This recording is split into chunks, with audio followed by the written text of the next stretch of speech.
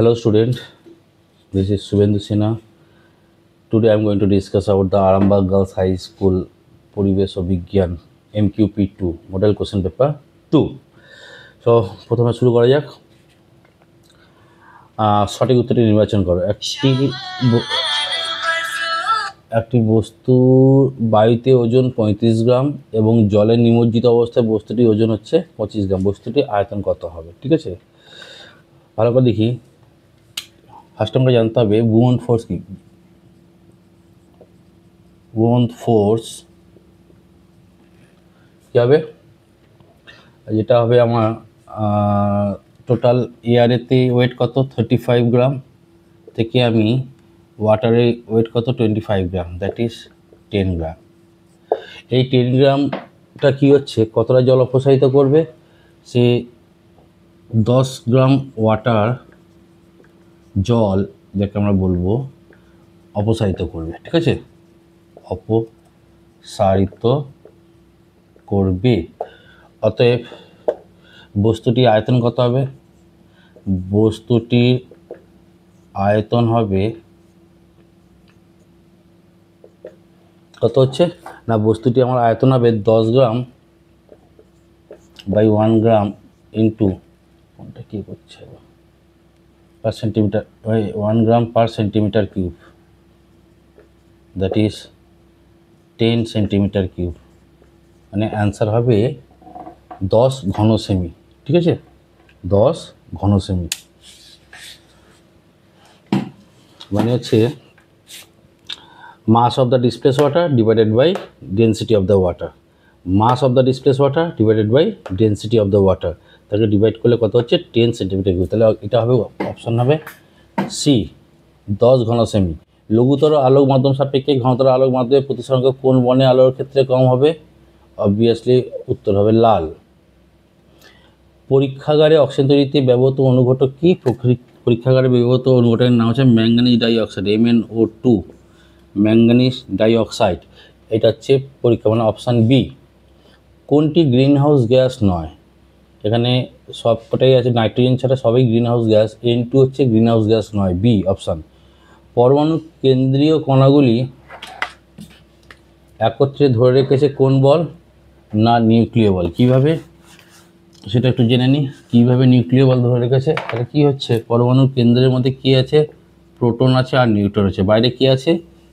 ইলেকট্রনগুলো আছে। ঠিক আছে, এখানে কী হচ্ছে, প্রোটন নিউট্রনে কনভার্ট হচ্ছে, নিউট্রন প্রোটনে কনভার্ট হচ্ছে। এই কনভার্সেশনের ফলে এখানে একটা শক্তি উৎপন্ন হচ্ছে, বল তৈরি হচ্ছে, যেই বলের জন্য সে বাইরে ইলেকট্রনগুলোকে সে নিজের দিকে টেনে রেখেছে। ঠিক আছে, একে নিউক্লিয় বল বলা হয়, একে নিউক্লিয় বল বলা হয়।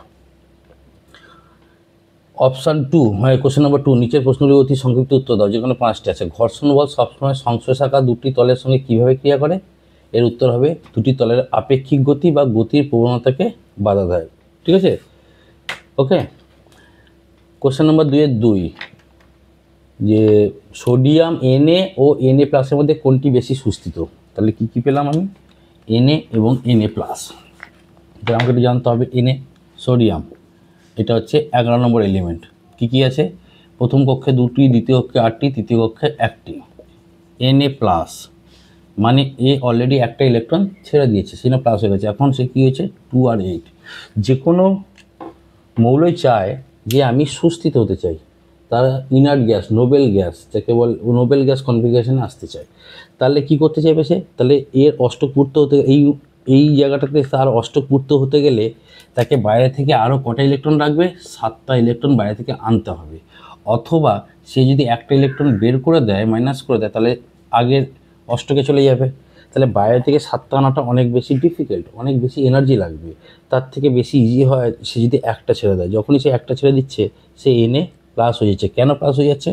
কারণ সোডিয়ামের প্রোটন সংখ্যা হচ্ছে 11টা। প্রোটন মানে হচ্ছে পজিটিভ তড়িৎ, ধনাত্মক তড়িৎগ্রস্ত, আর ইলেকট্রনের হচ্ছে 11টা নেগেটিভ। এবার পজিটিভ নেগেটিভ যখন মানে সেম থাকে তখনই মৌলটা নিউট্রাল হয়। ঠিক আছে, নিউট্রাল থাকে।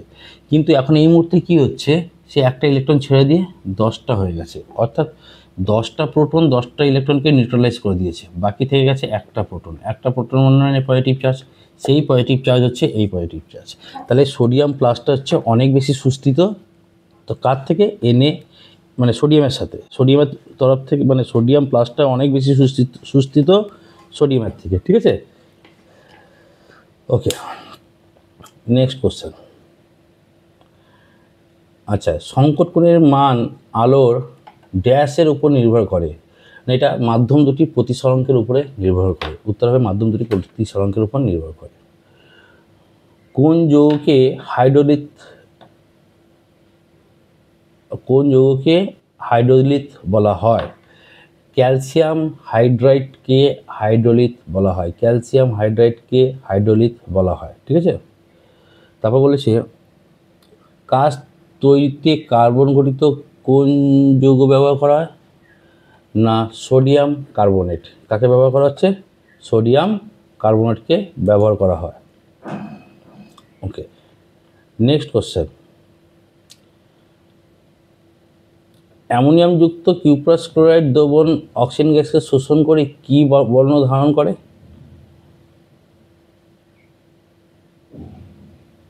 অ্যামোনিয়ামযুক্ত কী বলেছে কোশ্চেন? অ্যামোনিয়ামযুক্ত কিউপ্রাস ক্লোরাইড দ্রবণ অক্সিজেন গ্যাসকে শোষণ করে কী বর্ণ ধারণ করে?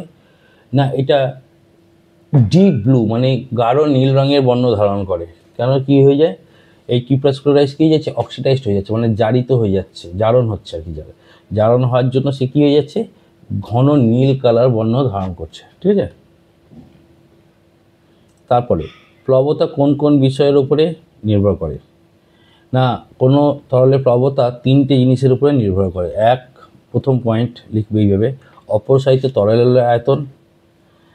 এবার তার সম্বন্ধে একটু লিখবো, অপসারিত তরলের আয়তন যত বেশি হবে প্লবতা তত বেশি হবে। নাম্বার টু, তরলটির ঘনত্ব, অর্থাৎ ব্যবহৃত তরলটির ঘনত্ব যত বেশি হবে প্লবতা তত বেশি হবে। নাম্বার থ্রি, অভিকর্ষজ ত্বরণ, তার মানে সংশ্লিষ্ট স্থানে অভিকর্ষজ ত্বরণ জি এর মান যত বেশি হবে প্লবতা তত বাড়বে। Next question. একটি পরমাণুর কে কক্ষে দুটি, এল কক্ষে 8টি ও এবং এম কক্ষে 1টি ইলেকট্রন আছে। পরমাণুটির পারমাণবিক সংখ্যা কত? মূলটির ভর সংখ্যা 23 হলে নিউটন সংখ্যা কত? অলরেডি এই পরমাণুটার কথাই বলেছে, আমি আবার একটু ক্লিয়ার করে দিচ্ছি। তাহলে বলেছে কি, আমি জানি না কোন পরমাণু, আমি তাহলে ধরে নিলাম এক্সের প্রথম কক্ষে কী আছে, মানে কে কক্ষ হচ্ছে মানে ফার্স্ট কক্ষ, কে কক্ষে আছে 2টি ইলেকট্রন, এল কক্ষে আছে 8টি ইলেকট্রন, আর এম কক্ষে আছে 1টি ইলেকট্রন, ঠিক আছে। পরমাণুর পারমাণবিক সংখ্যা কত? তাহলে পরমাণুর পারমাণবিক সংখ্যা হচ্ছে এই সবকটাকে যোগ করে দিলে, তাহলে পারমাণবিক সংখ্যা কত হবে? পারমাণবিক সংখ্যা হবে 2 + 8 + 1 মানে 11। মৌলটির ভর সংখ্যা 23 হলে, তাহলে মৌলটি আমি জানি না এখন, আমি এখন ধরে নিচ্ছি জানি না, তাহলে ভর সংখ্যা 23, পারমাণবিক ক্রমাঙ্ক 11, নিউটন সংখ্যা কত হবে? তাহলে এর প্রোটন সংখ্যা কত? যেটা নিচে থাকবে 11। ইলেকট্রন সংখ্যা কত হবে? যতগুলো প্রোটন থাকে ততগুলো ইলেকট্রন থাকে, দ্যাট ইজ 11। তাহলে নিউটন কত হবে? 23 থেকে আমি 11 বাদ দেবো, দ্যাট ইজ 12টি। এবার এখানে কোশ্চেন দেয়নি, তাহলে পরমাণুটির তাহলে নাম কি হতে পারে? তাহলে এটা কিছুই না, এটা হবে সোডিয়াম 11, 23, ঠিক আছে। এটা চাইনি, কোশ্চেনটা আমি দিয়ে দিলাম। কোনো মৌলের পরমাণু ক্রমাঙ্ক ভর সংখ্যা কি সমান হতে পারে? যুক্তি দাও। পারে। কোনো মৌলের পরমাণু ক্রমাঙ্ক মানে হচ্ছে প্রোটন সংখ্যা, আর ভর সংখ্যা হচ্ছে প্রোটন সংখ্যা প্লাস নিউটন সংখ্যা। অর্থাৎ যে মৌলে নিউটন সংখ্যা 0 সেই মৌলের ক্ষেত্রেই কিন্তু পরমাণু ক্রমাঙ্ক এবং ভর সংখ্যা, মানে নিউটন সংখ্যা 0 বা নিউটন সংখ্যা অনুপস্থিত থাকে, তাহলে পরমাণু ক্রমাঙ্ক ভর সংখ্যা সমান হবে। একটা যদি উদাহরণ চায়, সিম্পল উদাহরণ হাইড্রোজেন, ঠিক আছে। হাইড্রোজেন 1 বলা হয়, হাইড্রোজেন 1, ঠিক আছে। তাহলে হাইড্রোজেনেরই একমাত্র যার প্রোটন সংখ্যা এবং ভর সংখ্যা সমান, আর কারণ না, ঠিক আছে। ওকে, নেক্সট কোশ্চেন। দুটি সমতল দর্পণের মাঝে কোণ কত হলে প্রতিবিম্বের সংখ্যা 7 হবে? ওকে, এখানে একটু অঙ্ক আছে, কিছু না, সোজা অঙ্ক।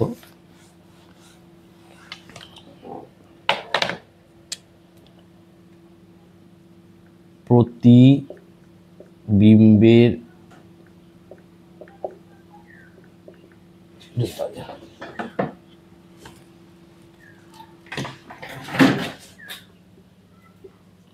প্রতিবিম্বের সংখ্যা সমান 360 ডিগ্রি বাই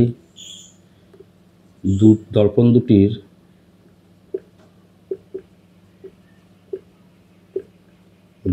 দুটির মাঝের কোণের মান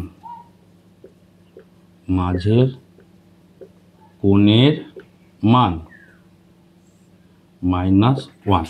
ঠিক আছে, এখানে দেখো প্রতিবিম্বের সংখ্যা কত বলে দিয়েছে 7 = 360 ডিগ্রি বাই এই একই কথা আমি এখানে লিখব দর্পণ দুটির মাঝের কোণের মান -1। এই মাইনাসটা যদি এপাশে পাঠাই কী হবে বলো, প্লাস হয়ে যাবে। 7 + 1 = 360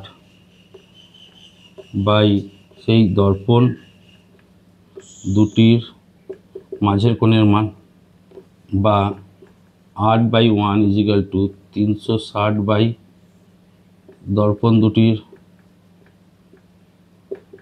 মাঝের কোণের মান। তাহলে 8 দিয়ে কাটো, 8 × 4 = 32, 8 × 5 = 40, আর বর্গমূল করে দাও 45-এর সাথে 1, এখানেও 1, 1-এর সাথে দর্পণ। তাহলে এখানে হবে দর্পণ দুটির মাঝের কোণের মান কত ডিগ্রি হবে, 45 ডিগ্রি। ঠিক আছে, ওকে, ক্লিয়ার ব্যাপারটা। তাহলে ফর্মুলা আমি কী বললাম, প্রতিবিম্বের সংখ্যা সমান 360 ভাজিত দর্পণ দুটি মাঝের কোণের মান -1। -1টাকে এপাশে পাঠিয়ে দিলে +1 লিখে ফেললাম। তাহলে 8-এর সাথে কেটে দিলাম, তাহলে দর্পণ দুটি মাঝে বর্গমূল করে দাও, এর সাথে দর্পণ দুটি কোণের মান = 1 × 45 ডিগ্রি। তাহলে কত হবে, দর্পণ দুটি মাঝের কোণের মান হবে 45 ডিগ্রি। ঠিক আছে, কী শর্তে হাইড্রোজেন ও নাইট্রোজেন বিক্রিয়া করে অ্যামোনিয়া গ্যাস উৎপন্ন করে, সমীকরণ সহ লেখো। বলছে সাধারণ উষ্ণতা ও চাপে হাইড্রোজেন ও নাইট্রোজেন গ্যাস কোনো বিক্রিয়া করে না। কারণ বাতাসের মধ্যে হাইড্রোজেনও আছে, নাইট্রোজেন আছে, তারা কি বিক্রিয়া করছে না। তাহলে এদেরকে বিক্রিয়া করাতে গেলে আমাকে কী করতে হবে, চাপটাকে বাড়াতে হবে। ঠিক আছে, এবং উষ্ণতাও দিতে হবে। তাহলে কী হয়েছে, রাসায়নিক শিরা প্রায় বায়ুমণ্ডলীয় চাপে 550 ডিগ্রি উষ্ণতায়, তাহলে কত ডিগ্রি উষ্ণতায়, প্রায় 550 ডিগ্রি উষ্ণতায় লোহাচুর অনুঘটকের উপস্থিতিতে হাইড্রোজেন ও নাইট্রোজেন বিক্রিয়া করে অ্যামোনিয়া গ্যাস তৈরি করছে।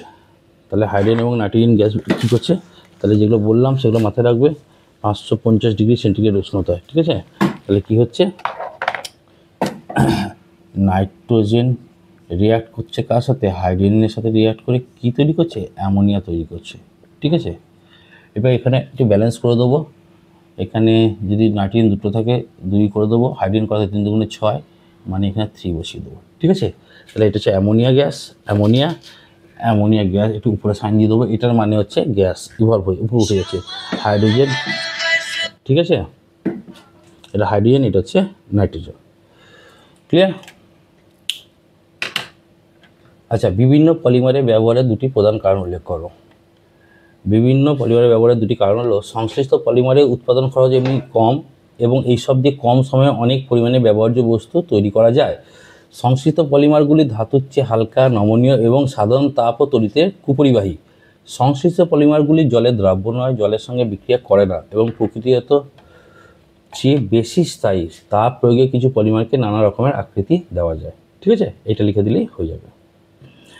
গাম্বুট তৈরিতে কী পলিমার ব্যবহার করা হয়?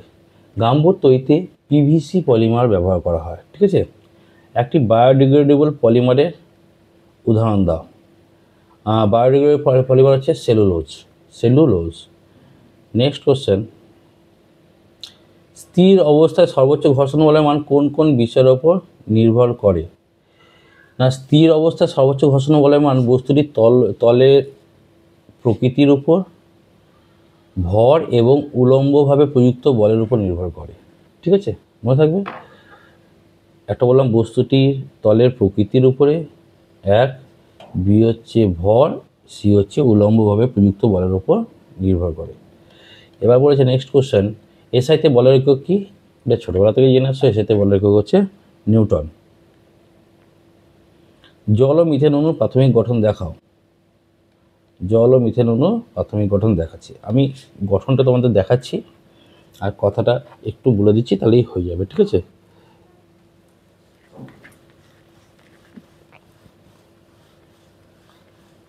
ওকে, তাহলে প্রথমে আমি আগে জলের ডট স্ট্রাকচারটা তৈরি করছি, ঠিক আছে? তাহলে আমি জলের ছবিটা আঁকে ফেলি। হাইড্রোজেন, হাইড্রোজেনের বাইরের কক্ষে একটাই, আমি হাইড্রোজেনকে বোল্ড করে দিলাম। অক্সিজেনের বাইরের কক্ষে কিন্তু কটা ইলেকট্রন আছে? 6টা ইলেকট্রন আছে। 1টা 2টো 3টে 4টে 5টা 6টা। এপাশে আর একটা হাইড্রোজেন আছে যার বাইরের কক্ষে একটা। সবাই চায় আমি অষ্টক ফুলফিল করতে, সবাই চায় সে কী করতে চাইছে? অষ্টক। তার মানে একটা অক্সিজেন থেকে ইলেকট্রন এখানে শেয়ারিং হচ্ছে, আর এখান থেকে এর ফলে কি হচ্ছে? এর দেখো হাইড্রোজেনে 1 আর 1 দুটো, তার ডুপ্লেট ফুলফিল হয়ে যাচ্ছে। এরও দেখো 1 এর 1, মানে তার দুটো, এই হাইড্রোজেনের ডুপ্লেট ফুলফিল হচ্ছে। অক্সিজেনে কি হচ্ছে? 6টা 7টা 8টা, তাহলে অক্সিজেনে 8টা ফুলফিল হয়ে যাচ্ছে। তাহলে এটাকে আমি ডট স্ট্রাকচারটা কীভাবে আঁকবো? তাহলে এর পাশাপাশি দেবো 1 2 3 4 5 4 5 6, বুঝতে পারলাম? তাহলে অক্সিজেন যাচ্ছে এইভাবে গোল করলো, এই হাইড্রোজেন একে নিয়ে গোল করলো, এই হাইড্রোজেন একে নিয়ে গোল করলো, ঠিক আছে? এইভাবেই কিন্তু অ্যাকচুয়াল স্ট্রাকচারটা তৈরি হয়। দিয়ে বন্ডিং কীভাবে করে না, অক্সিজেনের দুটো 4টে ইলেকট্রন থেকে গেল, আর এখান থেকে একটা বন্ড বেরিয়ে গেল, যেটা এখানে পেয়ার করেছে, এখান থেকে একটা বন্ডিং, আর এখান থেকে একটা বন্ডিং তৈরি করা হয়েছে, ঠিক আছে? বুঝতে পারলাম? আর কি লিখবো? যেটা লিখবো সেটা একটু বলে দিচ্ছি। ডট স্ট্রাকচার আগলেই হবে, এখানে লিখতে লাগে না, তাও আমি জাস্ট বলে দিচ্ছি। জলের মধ্যে একটি অক্সিজেন পরমাণুর সঙ্গে দুটি হাইড্রোজেন পরমাণু, একটি অক্সিজেন পরমাণুর সাথে দুটি হাইড্রোজেন পরমাণু সমযোজী বন্ধনে দ্বারা যুক্ত থাকে। অক্সিজেন পরমাণুর সবচেয়ে বাইরের কক্ষে 6টি ইলেকট্রন থাকে, যেটা আমি প্রথমেই বলে দিচ্ছি। কটা ইলেকট্রন থাকছে? 6টি ইলেকট্রন থাকে। 6টি ইলেকট্রনের মধ্যে দুটি হাইড্রোজেন পরমাণু একটি করে ইলেকট্রনের সঙ্গে দুটি ইলেকট্রন জোড় গঠন করে দেয়, ঠিক আছে? এবার মিথেনের গল্প কি? মিথেনের গল্পটাও সেম। জলেরটা ক্লিয়ার হয়ে গেল। তাহলে মিথেনের গল্পটা কী হবে? মিথেনের গল্প সেম। কার্বনের কী হচ্ছে? কার্বনের বাইরের কক্ষে কটা ইলেকট্রন আছে? কার্বন হচ্ছে 6 number. Hydrogen helium lithium beryllium boron carbon. Hydrogen helium lithium beryllium boron 6 number হচ্ছে কার্বন, 6 তাহলে প্রথম কক্ষে দুটো, বাইরের কক্ষে 4টে আছে, তাকে অষ্টক করতে গেলে 8টা লাগবে। তখন সে কী করছে? এখানে একটা হাইড্রোজেন, এখানে একটা হাইড্রোজেন, এপাশে একটা হাইড্রোজেন, তার মানে তার 4টে লাগবে, এপাশে একটা হাইড্রোজেন। তাহলে কি করছে? এ কিন্তু আলটিমেট ব্যাপারটা কী যাচ্ছে দেখো, এ এই সবকটাকে নিয়ে নিচ্ছে, আর হাইড্রোজেন কি করছে? এটাকে নিচ্ছে। এই হাইড্রোজেন কি করছে? এটাকে নিচ্ছে। এইভাবে আমি ছবিটাকে এঁকে দেবো, বুঝতে পারলাম? ক্লিয়ার ব্যাপারটা? দিয়ে কী করছে? হাইড্রোজেন কার্বন এইটার সাথে একটা বন্ডিং করে ফেলছে। হাইড্রোজেন হাইড্রোজেন হাইড্রোজেন হাইড্রোজেন দিয়ে কী তৈরি করে ফেলছে? মিথেন। তাহলে মিথেনের ডট স্ট্রাকচার আমি তৈরি করে ফেললাম। ক্লিয়ার ব্যাপারটা? নেক্সট কোশ্চেন,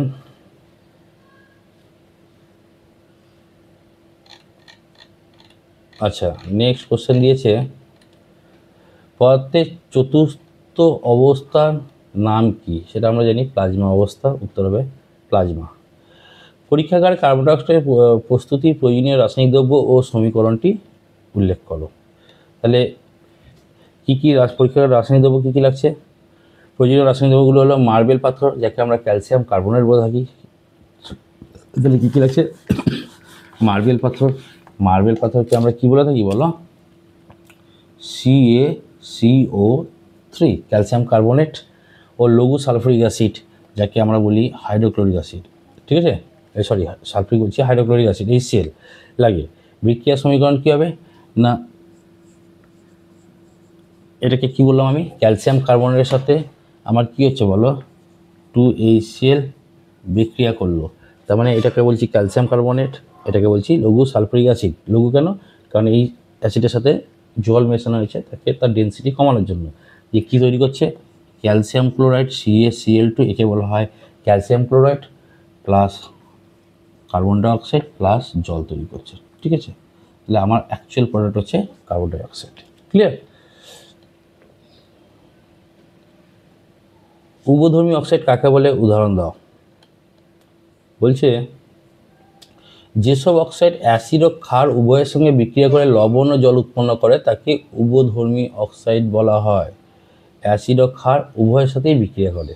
ঠিক আছে, একটা উদাহরণ দিচ্ছি, জিঙ্ক অক্সাইড, অ্যালুমিনিয়াম অক্সাইড। তাহলে কি হচ্ছে, একটা উদাহরণ দিয়ে দিচ্ছি। বলছে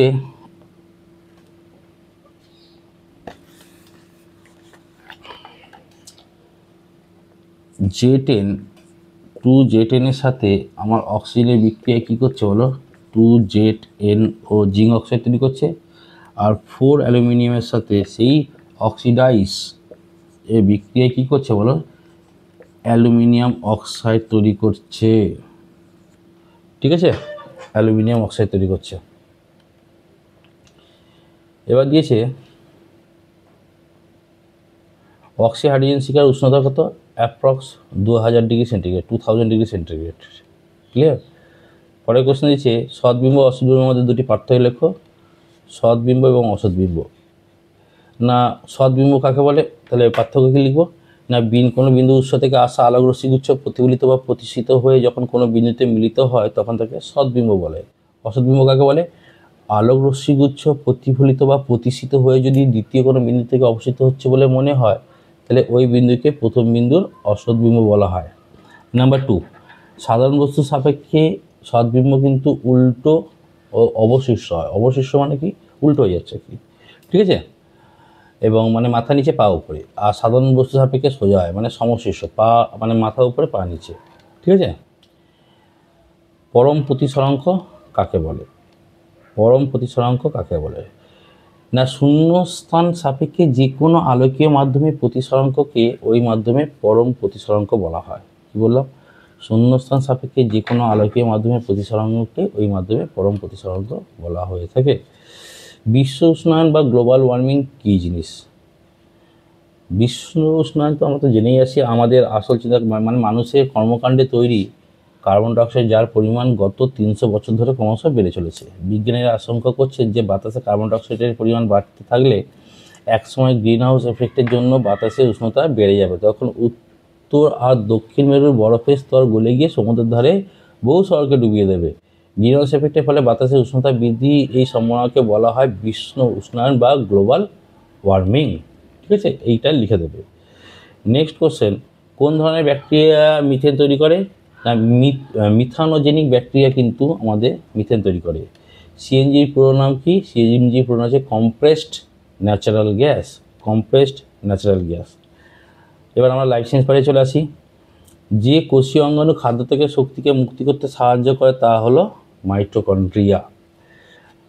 নিচের কোন জোড়ে একটি রোগ ব্যাকটেরিয়া ঘটিত এবং অপরটি ভাইরাস ঘটিত, একটা হচ্ছে ডিপথেরিয়া ও ডেঙ্গি জ্বর, অপশান ডি। ইনসুলিন ক্ষয়িত হয় যে গ্রন্থি থেকে সেটি হলো অগ্নাশয়, অগ্নাশয় থেকে ইনসুলিন ক্ষয়িত হয়। ঠিক আছে। কোন প্রাণীকে ভারতের জাতীয় জলজ প্রাণী বলা হয়, গঙ্গা শুশুককে বলা হয় জাতীয়। ত্রিফলতে যেটি থাকে না সেটি হলো নিম, ত্রিফলতে নিম থাকে না। ড্যাশ গাছের ফল তরমুজের মতো দেখতে, কুকা মেলন, ছোট্ট ছোট হয়, কুকা মেলন। ঠিক আছে, ঠিক আছে, কুকা, CUCA, কুকা মেলন কী হয় বলো, গাছের ফল তরমুজের মতো দেখতে হয়। আচ্ছা, বিজ্ঞানীরা ড্যাশ ব্যাকটেরিয়া শব্দটি প্রথম ব্যবহার করেন কোন বিজ্ঞানী, এরেনবার্গ, সায়েন্টিস্ট এরেনবার্গ। ওকে। সত্য মিথ্যা, শাল গাছের বীজ থেকে প্রাপ্ত রজন, স্পিরিট বা বার্নিশ তৈরি কাজে লাগে, মিথ্যা। রক্তে থাকা এমন একটি কোষের নাম লেখো যা নিজের আকৃতি পরিবর্তন করে, যেটাকে আমরা বলে থাকি WBC, হোয়াইট ব্লাড সেল বলতে পারো, হোয়াইট ব্লাড কর্পাসেল বলতে পারো, বা শ্বেত রক্তকণিকা বলতে পারো। ঠিক আছে, শ্বেত রক্তকণিকা। মস্তিষ্কে রক্ত সঞ্চালন স্বাভাবিক রাখে কোন উপকার, রোবেসিন উপকার মস্তিষ্কের রক্ত সঞ্চালনকে স্বাভাবিক রাখে। বাম হস্তের সঙ্গে ডান হস্ত লেখো। বাম হস্তে র্যাটল সাপটা হবে মরুভূমির সবচেয়ে বিষাক্ত সাপ, মানে 6C। কেল্প হচ্ছে তোমার সামুদ্রিক শ্যাওলা, ডি। রাইবোজোম হচ্ছে প্রোটিন ফ্যাক্টরি, আর নাইট্রোজেন সংবোধনকারী স্বাধীনজীবী জীবাণু হচ্ছে অ্যাজেটোব্যাক্টার। ওকে, বায়োলুমিনেসেন্স সাহায্যকারী রঞ্জক পদার্থ উৎসেচকের নাম লেখো। রঞ্জক পদার্থ হচ্ছে লুসিফেরিন আর উৎসেচক হচ্ছে লুসিফারেজ। কচুরিপানা দুটির অর্থনৈতিক গুরুত্ব লেখো। কচুরিপানা অনেকগুলো অর্থনৈতিক গুরুত্ব আছে, তার মধ্যে দুটো লিখতে হবে। প্রথম পয়েন্ট লিখে রাখো, কচুরিপানায় নাইট্রোজেনের পরিমাণ বেশি থাকায় এটিকে বায়োগ্যাসের উৎসরূপে ব্যবহার করা হয়। আর সোনার খনি অঞ্চলে জলের নির্গত সায়ানাইড শোষণ করে জলকে বিষমুক্ত করে। আর্সেনিকযোগ্য সমুদ্র পানীয় জলে কচুরিপানা আর্সেনিককে অপসারিত করে দেয়। ঠিক আছে, এই দুটো পয়েন্ট লিখলেই আমার হয়ে যাবে। কোন কলা প্রাণীদের বহিঃকঙ্কাল গঠন করে? আবরণী কলা প্রাণীদের বহিঃকঙ্কাল গঠন করে। পাট গাছ থেকে পাটতন্তু সহজে কীভাবে আলাদা করা যায়? আলাদা হয়ে যায়। পাট গাছকে কয়েকদিন পুকুর বা ডোবায় অপরিষ্কার জলে চুবিয়ে রাখলে জলের ব্যাকটেরিয়া পাটের কাণ্ডে থাকা পেকটিন নষ্ট করে দেয়। পেকটিন ফলে পাটের তন্তুগুলো পাটখানি থেকে সহজে আলাদা করা সম্ভব হয়ে যায়। ঠিক আছে, মরুভূমি পরিবেশে নিচের প্রশ্নের উত্তর দাও। যে আচ্ছা, মরুভূমি পরিবেশে মানিয়ে নেওয়ার জন্য উটের দেহে কী কী বিশেষত্ব লক্ষ্য করা যায়? এটা আমরা পাঠ্য বইয়ে 256 পৃষ্ঠা দেখে নাও। এখানে পুরোটা অনেকটা বড় আছে যে তার কী কী বিশেষত্ব, মানে আমাকে মরুভূমিতে আমি সার্ভাইভ করবো বা বেঁচে থাকতে হলে উটের কী কী জিনিস হয়। ঠিক আছে, ওকে, এটা তোমরা পাঠ্য বইয়ে 256 পৃষ্ঠাতে চলে যাবে, ওখানে পেয়ে যাবে, ওটা একটু দেখে নেবে। কোন হরমোনের অধিক ক্ষরণে মুনফেস রোগ হয়? ঠিক আছে, অ্যাডিনাল গ্রন্থি থেকে কার্টিয়াল হরমোন অধিক ক্ষরণে মুনফেস রোগ হয়। মনে থাকবে, হরমোন অধিক ক্ষরণে মুনফেস রোগ হয়। বয়ঃসন্ধিতে আচরণে কী কী সমস্যা দেখা যায়? বয়ঃসন্ধিতে কী হয় বলো? বয়ঃসন্ধির ফল সময় কী হয়? ছেলে বা মেয়েরা কি একটুতেই রেগে যায়, অকারণে কেঁদে ফেলে, মুখে মুখে তর্ক করা, বারবার হাত ধোয়া, এই লক্ষণগুলো দেখা যায়। শকুনদের হারিয়ে যাওয়া দুটি কারণ লেখো। সেটা অলরেডি আগের ভিডিওতেও কোশ্চেনটা ছিল, তাও আমি বলে দিচ্ছি না। শকুনদের হারিয়ে যাওয়া দুটো কারণ হলো, বিশেষ করে এখন কী হয়, আমাদের গৃহপালিত পশুদের যখন কোনো হাড়ের প্রবলেম হয় তখন ডাক্তাররা তাকে ডাইক্লোফেনাক নামক ওষুধ দিয়ে থাকে ব্যথা কমানোর জন্য। লেখো, এটা লিখে নাও। তাদের মৃতদেহতে এই ওষুধ যখন সেই মানে জন্তুটা আমার মরে যাচ্ছে, ডোমেস্টিক অ্যানিমালসটা মারা যাচ্ছে, তখন আমরা কি করি? তাকে তো পড়ায় না, তাকে কোনো জায়গায় গিয়ে ফেলে দিয়ে আসছি। ফলে কী হয়েছে, শকুনরা এসে তাকে করে করে খায়, কিন্তু তার শরীরের মধ্যে সেই বিষের প্রভাবটা থেকে যায়। সেই প্রভাবটা কী করে বলো? শকুনের কিডনি বা বৃক্ষকে নষ্ট করে দেয়, এবং যার ফলে কি এক সময় যেখানে সেখানে শকুনকে মরে পড়ে থাকতে দেখা যায়। ঠিক আছে, এখন আবার অনেকে কী করছে, গ্রামেগঞ্জে গবাদি পশুকে কী করছে, বাইরে না ফেলে মাটি খুঁড়ে পুঁতে দিচ্ছে। ফলে কী হচ্ছে, শকুনদের খাবার সংকট হয়ে যাচ্ছে, এর ফলেও শকুনরা মারা যাচ্ছে আর কি। লবঙ্গ উদ্ভিদে কোন অংশ? লবঙ্গ উদ্ভিদে হচ্ছে মুকুল।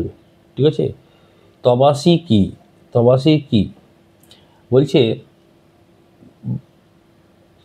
বলছে বাম্বুসা অরেন্ডিয়ানান্সিয়া নামক বাঁশের মধ্যে সিলিকন ডাইঅক্সাইড ও সিলিসিক অ্যাসিড সমৃদ্ধ তবাসি নামক একটি গুরুত্বপূর্ণ ওষুধ প্রস্তুত হয়, যা হাঁপানি, সর্দি কাশি ও নানা সংক্রামক ব্যাধির চিকিৎসাতে ব্যবহার করা হয়। একটি এককোষী শৈবালের নাম লেখো। একটি এককোষী শৈবালের নাম হচ্ছে ভলভক্স। এরপরে কোশ্চেন, ভাজক কলার দুটি কাজ লেখো। ভাজক কলার দুটি কাজ হচ্ছে, এক হচ্ছে ভাজক কলার কোষগুলি সব সময় বিভাজিত হয়ে পুরো উদ্ভিদে বৃদ্ধি ঘটায়। বিভাজিত হয় মানে কি, একটা কোষ সেল থেকে দুটো সেল থেকে 4টে সেল, মানে number of cell will increased. যখনই নাম্বার অফ সেল ইনক্রিজ করে বা কোষগুলো বাড়তে থাকবে, তখন সে মানে গাছটা লম্বায়ও বাড়তে থাকে। ভাজক কলা থেকে স্থায়ী কলা উৎপত্তি হয়। সেকেন্ড পয়েন্ট, ভাজক কলা থেকে স্থায়ী কলা উৎপত্তি হয়। সেকেন্ড কোশ্চেন, হাইফি কি? বলছে এক প্রকার ইস্ট বা সরু সুতোর মতো অংশ দিয়ে তৈরি। এই সুতোর মতো অংশ না হলো হাইফি। এদের দেহ এককোষী গোলাকার বা ইস্ট বা সরু সুতোর মতো অংশ দিয়ে তৈরি। এই সুতোর মতো অংশের নামই হলো হাইফি। ঠিক আছে, এই সুতোর মতো নাম হলো হাইফি। যাই হোক, আজকে এই মতো, আশা করি তোমরা বুঝতে পেরেছো। যদি অসুবিধা হয় আমাকে কমেন্ট সেকশানে কমেন্টস করতে পারো। আমি নেক্সট ক্লাসে MQP3টা পাঠাবো, তৈরি করব, কারণ আমার তো অনেক মানে প্রচুর পড়ানোর মধ্যেখানে বানানো আমার একটু মানে সময়টা কম থাকে, তাই আমি চেষ্টা করব আগামীকালের মধ্যে নেক্সট 3 বা 4 দুটো পাঠিয়ে দেওয়ার চেষ্টা করব। ঠিক আছে, আজকের মতো থ্যাংক ইউ।